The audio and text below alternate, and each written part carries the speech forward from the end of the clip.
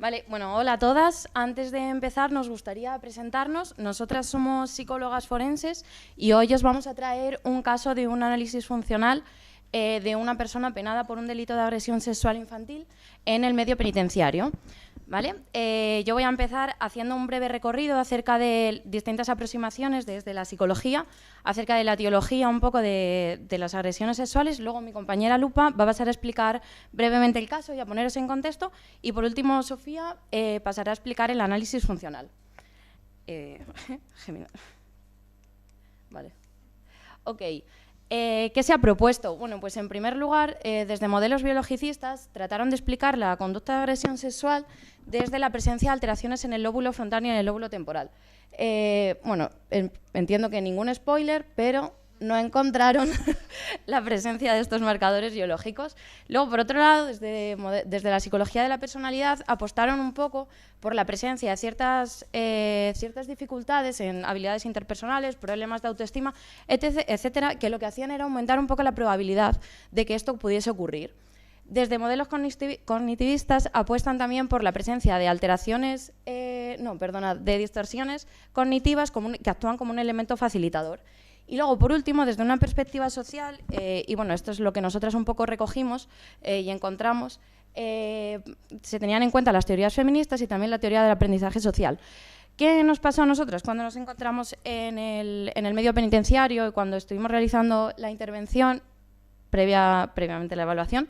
Que es que no nos permitían explicar, no terminábamos de entenderlo, no nos terminaba de cuadrar. Entonces nos parecía muchísimo más interesante realizar un acercamiento desde el análisis funcional que nos permitiese un poco identificar qué variables estaban actuando, qué variables estaban presentes, cómo interactuaban y cómo se podían explicar desde las leyes de aprendizaje. Así que eso es un poco lo que vamos a intentar mostraros hoy.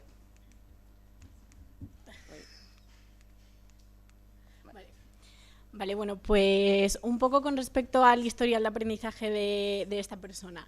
En el área familiar podemos ver que había bastante violencia intrafamiliar, unos patrones educativos marcados pues en la temprana infancia por castigos físicos, y en la adolescencia pasó más a un modelo un poco pues de falta de supervisión, bastante negligente.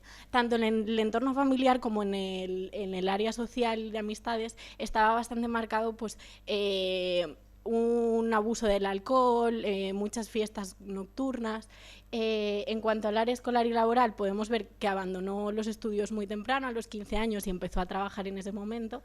Y en cuanto al área sexual y de pareja, vimos que había unos primeros aproximamientos a la sexualidad como juegos exploratorios a los 12-13 años con niñas de su edad y más pequeñas.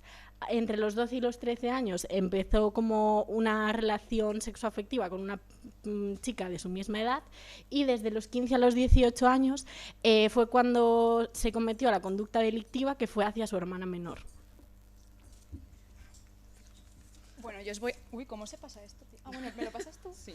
Vale. Bueno, voy a remarcar que antes hemos explicitado conducta delictiva en torno a la hermana menor y es porque realmente es lo que está en los hechos probados, porque lo anterior no estaba tipificado como tal. Dicho esto, yo os voy a hablar sobre el análisis funcional del caso, o al menos lo voy a intentar. En primer lugar, advertiros de que voy a referirme en términos funcionales a víctimas reales, con el consiguiente malestar que esto puede suponer, así que voy a intentar manejar la información con toda la responsabilidad y rigurosidad posible para con las víctimas. Si bien durante nuestra intervención distinguimos distintas conductas problema y o relevantes a trabajar, ahora mismo, y para explicar un poco aquí el caso, voy a llamar conducta problema principal a todo el repertorio comportamental referido a la violencia sexual ejercida del victimario contra las víctimas, todas ellas menores prepúberes.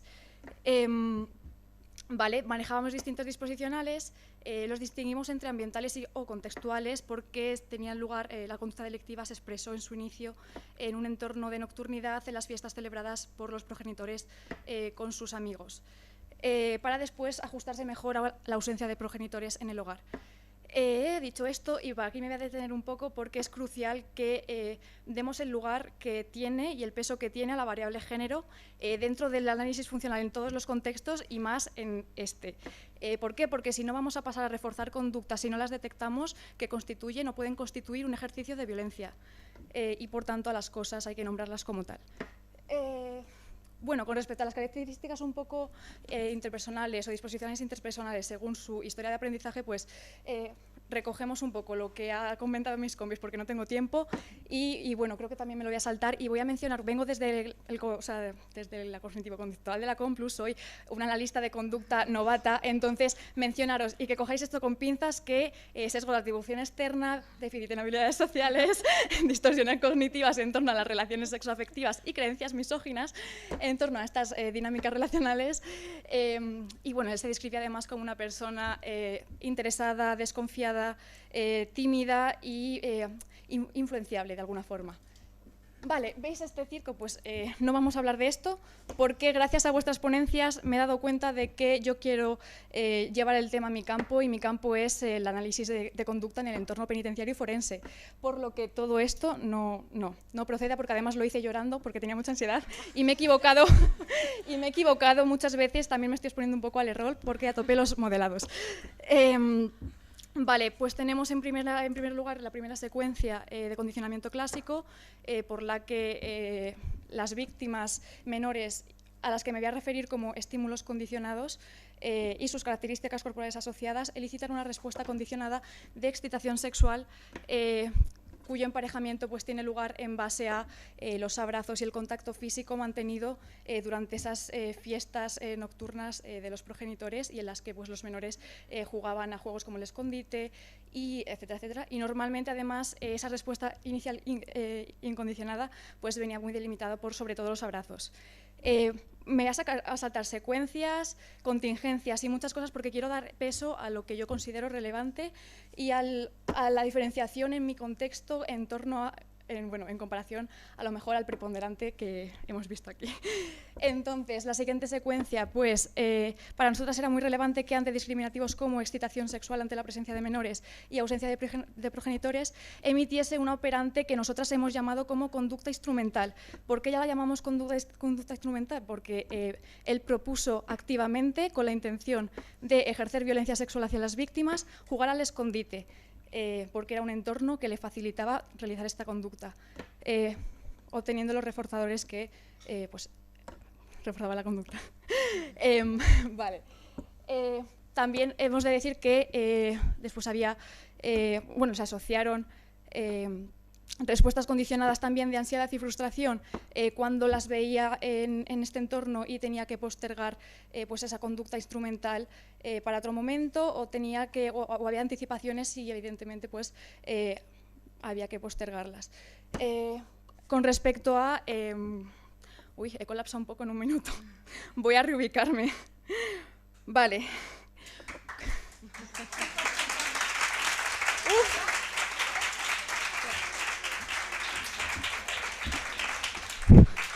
Bueno, no me hagáis llorar porque es que además ahora va a venir un momento muy duro, por favor.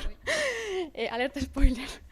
Vale, para nosotras también es importante, pues repito, manejar macrocontingencias. Tuvimos muchísimas dudas con respecto a esta secuencia, las dudas para luego. Y es que ante discriminativos como excitación sexual y el recuerdo de las conductas delictivas realizadas previamente, emitió conductas versadas en elaborar fantasías en las que aumentaba la gravedad subjetiva que nosotros evaluábamos de la conducta problema y por tanto la gravedad de las agresiones sexuales cometidas. Para después, bueno, evidentemente exponernos en imaginación a estos nuevos ECs y a estas nuevas fantasías en adición a los propios anteriores recuerdos sobre la conducta delictiva, pues se generaban conductas operantes de masturbación. Y finalmente tenemos a la víctima principal, su hermana menor, hasta el momento era un bebé, por tanto un estímulo neutro. Vale. Y entonces la hermana menor, cuando cumple 5 años y por tanto posee características corporales asociadas a las menores prepúberes víctimas anteriores de la anterior conducta delictiva, bueno, pues empieza a elicitar la misma respuesta la misma respuesta condicionada de excitación sexual. Y vemos también como aquí pues, hay una operante que hemos llamado, repetimos, conducta instrumental, en la que sigue un poco el mismo modo de proponer jugar a la menor. Bueno, se propone cuidarla, dormir con ella, etcétera, etcétera. Y también nosotras hemos llamado a esto conducta de aproximación y voy a explicar mínimamente por qué. Y es que claro, aquí ya habían fantasías con la menor muy reforzadas y muy asentadas. Ahora mismo esto es una conducta de aproximación porque él quería llegar a más. Es importante en nuestro contexto diferenciar que hay un manejo de contingencias, bueno, hay una respuesta bidireccional entre víctima y victimario. Esto, evidentemente, nunca pasa por culpabilizar o revictimizar a las víctimas, pero sí es importante pues, que en este momento él estaba, no me gusta usar esta expresión, pero tanteando un poco el terreno de cuál era la respuesta de la víctima. Vale.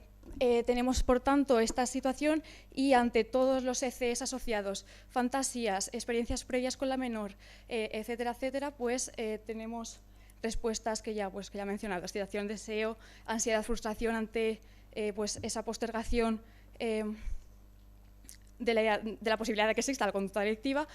Y hemos llamado aquí ya conducta operante en genérico, porque no vamos a entrar en datos morbosos, a toda la violencia sexual ejercida durante 3 años, que recoge pues, un repertorio bastante amplio que aumenta en gravedad y evidentemente en frecuencia porque las agresiones eran diarias. Y ahora bien, no he mencionado contingencias, entonces me gustaría sí que mencionarlas en esta última secuencia, porque es cierto que pues, se reforzaba la conducta en base a la sensación de control percibida por el interno en torno a la simetría que se daba en las relaciones con menores, porque él se sentía inseguro interactuando con sus iguales y pues, de alguna forma sentía un estatus algo más construido que con las demás, con las personas de su edad.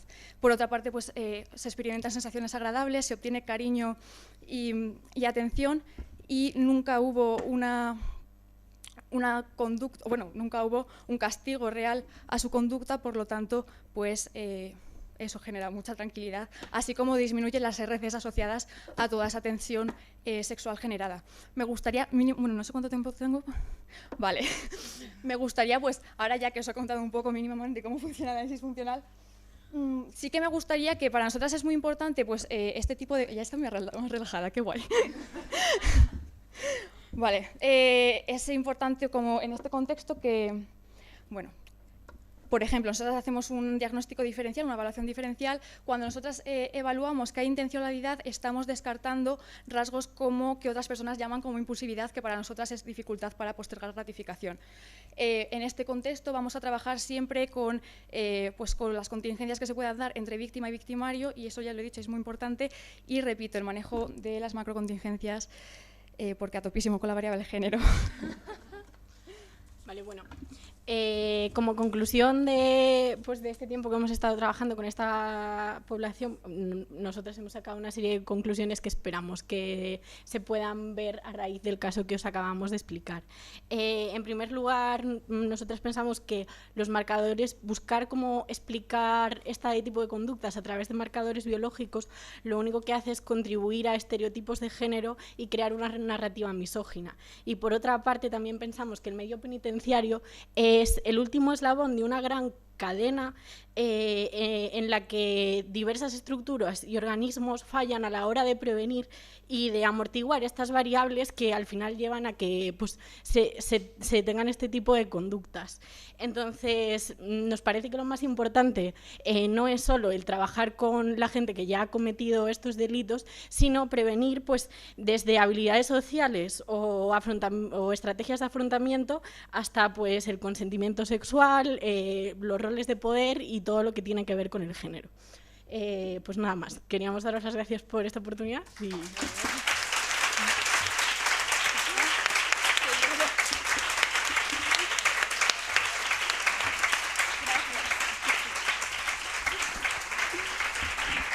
Muchísimas gracias, chicas. Qué valiente traer una presentación así y vaya pasada de análisis funcional.